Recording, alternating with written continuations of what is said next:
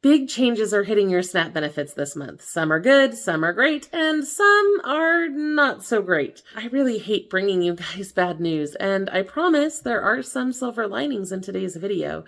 But there's also just a lot going on that low-income Americans, especially seniors, need to know. So we've got the scoop on the new work requirements for seniors.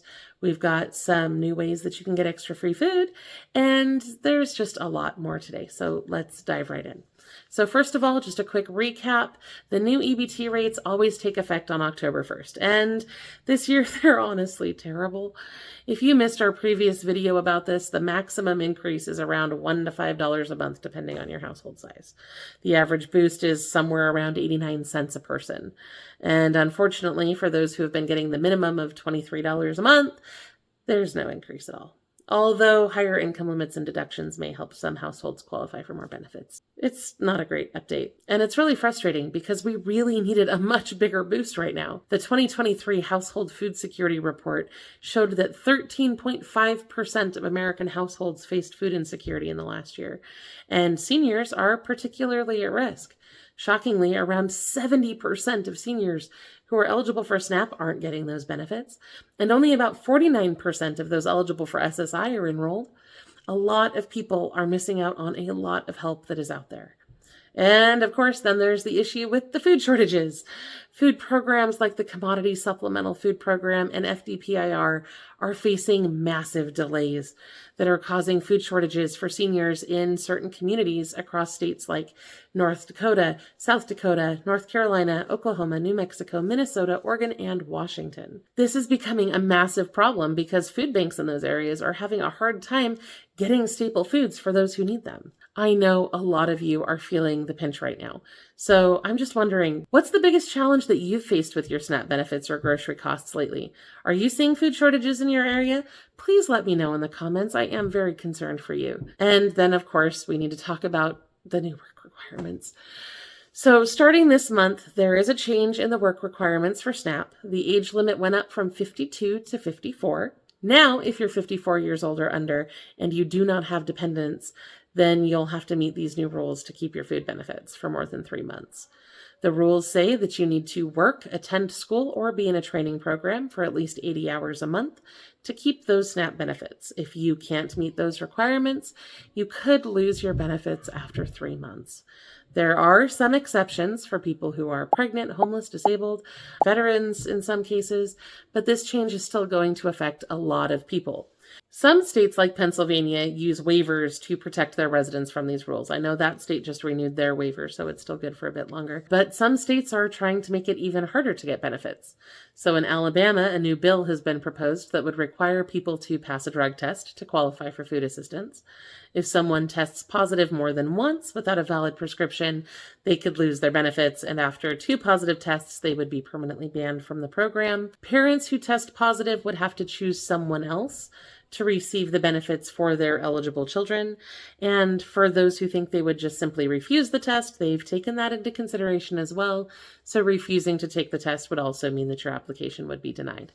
Now, on the other hand, some states are working to make it even easier to get SNAP benefits. In Alaska, new rules are coming in July 2025 that will increase both the income and asset limits. Next summer, there will be no asset limit, and the income limit will go up to twice the federal poverty level, which will make more people eligible for that food assistance. And of course, there's more good news too. Remember when I said that September would be the last month that you could get your EBT benefits replaced if they were stolen? Well, Congress did take action on that, and they extended that deadline so that the SNAP benefit replacement program will continue until December 20th, 2024. This was part of the stopgap legislation that they just passed. However, there's still no progress on the Farm Bill, which was due back in September of last year.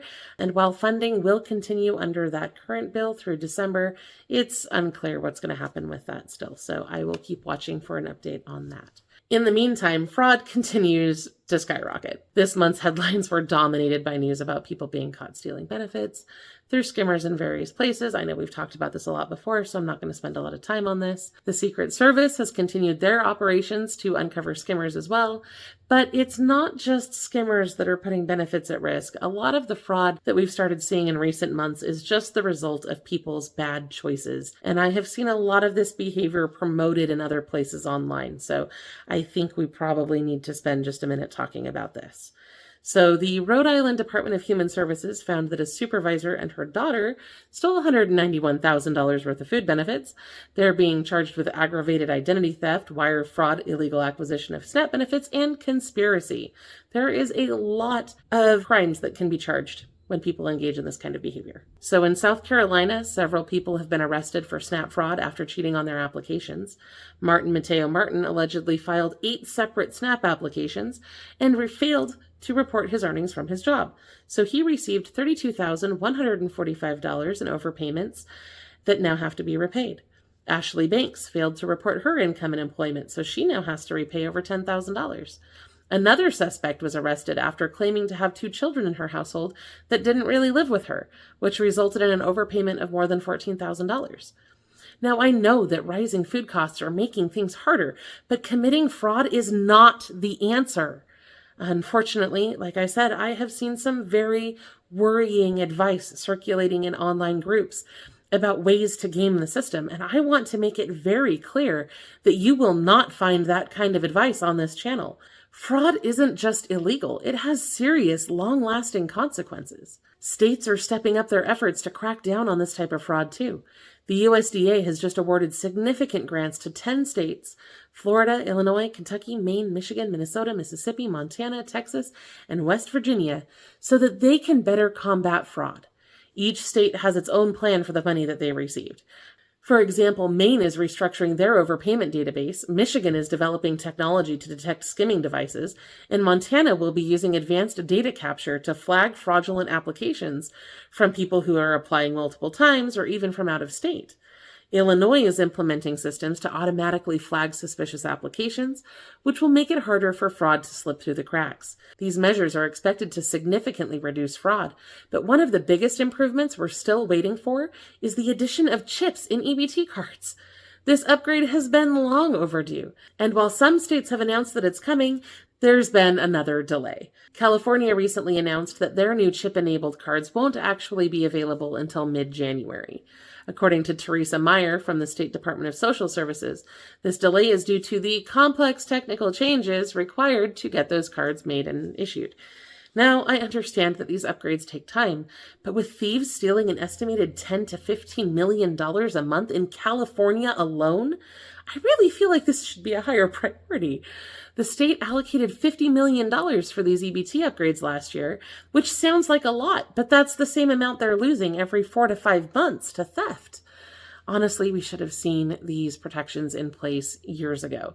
I get really upset about this, but there's nothing I can do about it, so we're going to move on. And with that, let's move to some happier news.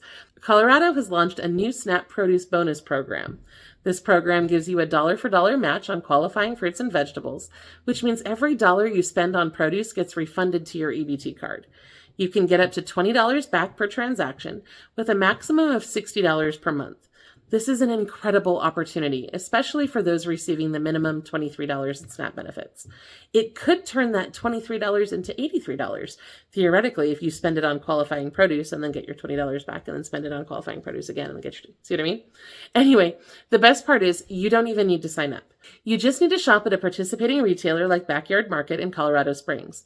You can find a list of all the participating locations on our website at lowincomerelief.com or on the Colorado Department of Human Services website. And now for even more good news. There are new EBT discounts available at several places across the country.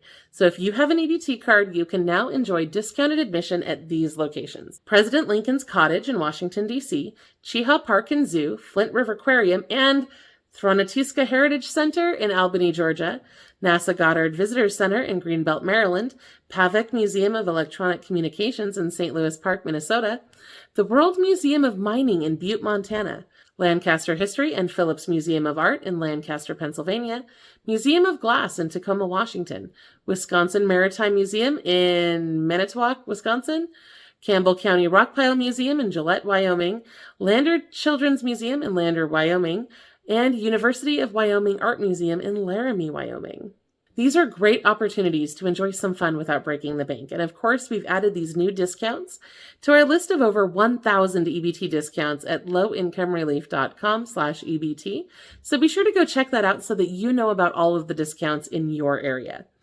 Now, with all of these changes that are happening, what's the biggest question or concern that you have about your benefits right now? Let me know in the comments so that I can address it in a future video.